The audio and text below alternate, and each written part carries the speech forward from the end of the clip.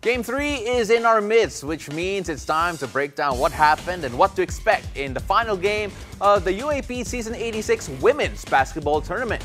Joining us to help dissect the numbers is UAAP basketball analyst Mela Newsome, joined by Dip Tipianco on the big screen. Dip, take it away! Thank you, Pao. I'm here with Mela Newsome. Mel, you've played the game before. You know how it feels like being on this stage. What did you see in the final series so far in the past two games between NU and UST? Yes, well, this is definitely one of the most exciting finals we've seen in years.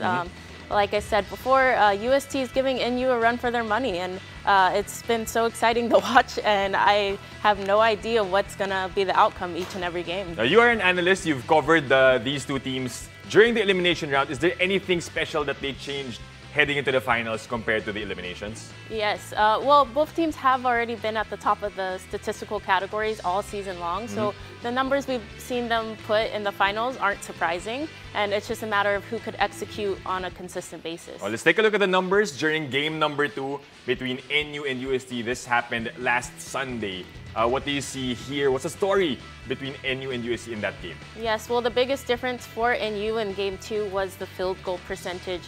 They were shooting a lot more efficient, and I like that they picked their shots better offensively, so they seemed to find their offensive flow. And again, just like in Game 1, they out-rebounded UST well, and particularly in offensive rebounds. They had 22 offensive rebounds, and that led to 13 second chance points. So again, they excelled at that in Game 1, but they were consistent with it here in this game. Not a huge disparity in terms of the shooting, but you look at the rebounds and points of turnovers. That's where NU took advantage over UST. Let's dig deeper this time, Mel. I want to talk about a few key players here for both teams. Unahin natin for the NU Lady Bulldogs. We've touched on it a while ago with Coach Aris. Camille Clarin, she was big in games 1 and 2, scoring 18 points each. What do you think of her performance so far?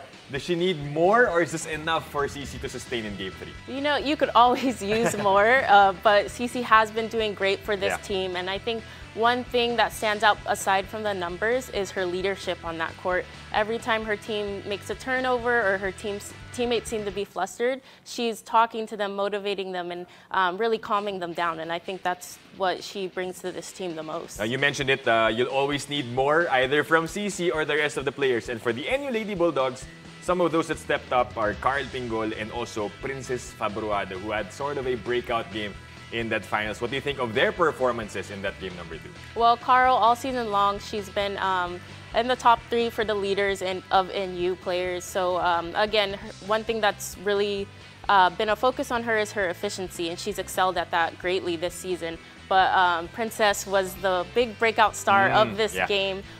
Heading into the finals, she was only averaging 6 points a game. So for her to have 13 points, that's huge. And I think that contributed to why they were able to pull away with this win. She doubled her average. You mentioned 6.6 points in the eliminations. Do you think Princess Fabruada can be that X factor in Game 3, or would you think someone else from that NU bench will step up?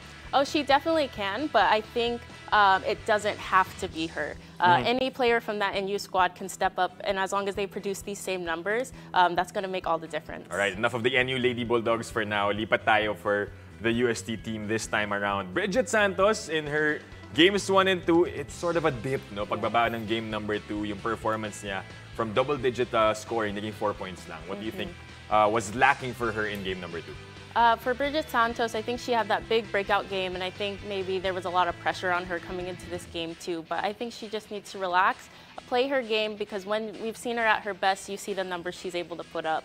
And I think one thing that should be a point of emphasis for her is her turnovers. She did have 7 turnovers in this game, so she needs to really take care of the ball. That way she could facilitate more for her team. That sort of cancels out her 7 assists as well, right? But we know that if she's struggling to shoot with 4 points, she can also distribute the ball. So would you want Bridget to go for like a sort of playmaking style in Game 3, or would you want her to still keep shooting the shots?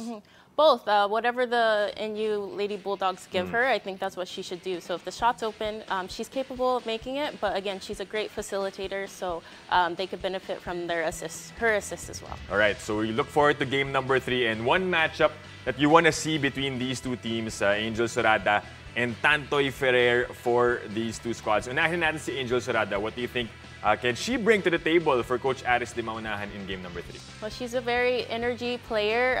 She's a hustle player, and one thing I like about both of these players is their rebounding and their ability. As we've seen, they're not always the highest scorers in the game, but the energy they bring and how they fight for those rebounds make all the difference. What about Tantoy Ferrer for UST? I mean, Coach Heidi Ong needs all the players.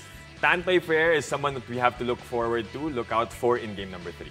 Most definitely. She is a Mythical 5 member this season, coming off a ACL injury, and she's exploded this season. We've seen she's always been a rebounding player. I've played against her, and I had to box her out multiple times. But one thing she's added to her arsenal this season is her scoring. So if she could continue to score and then in Game 3 step up her rebounds a little bit, that's going to help UST. Tantoy Ferrer is now a vet for UST. We look forward to what they will do as the matchup for NU and UST. But we know, Mel, that of course the 8-peat bid still alive for NU, but it's pretty tough, right? It's challenging. What do you think changed this season? Is it that NU sort of lost a lot of their superstars, or did UST just up their game from the previous season?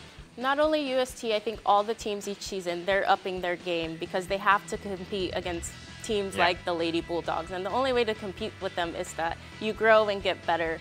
So UST, they had additions this season of Kent Pastrana, and I think she was the final puzzle piece. And again, it's going to be an exciting game tomorrow. And I have no idea who's going to win, and I think that's what makes this season so special. Right, I'm going to put you on the spot a little bit. If you can name one strength of NU and UST that they should bank on in game number 3, what will it be for NU that will get them the championship, or for UST Growling Tigresses? Unahin natin yung NU. Well, if I could answer for both teams, I think whichever team controls the tempo of this game is going to be the one to win. And I think USC excels at a fast-paced game, but that's their double-edged sword, because if they play too fast, that's when they wind up making the wrong decisions and turning over the ball. So I think whoever's going to dictate the pace and tempo of this game is going to come out the champions. Oh, we'll keep our eyes close on that game. 12 noon tomorrow for NU Lady Bulldogs and the UST Growling Tigresses. Game 3 of the women's basketball finals in the UAAP Season 86. Thank you so much, Mel, for breaking down game number 3 for us. Thank you for having me. Excited for tomorrow. How much do we love Pinoy sports? With all our heart, all the time. Download Pilipinas Live now.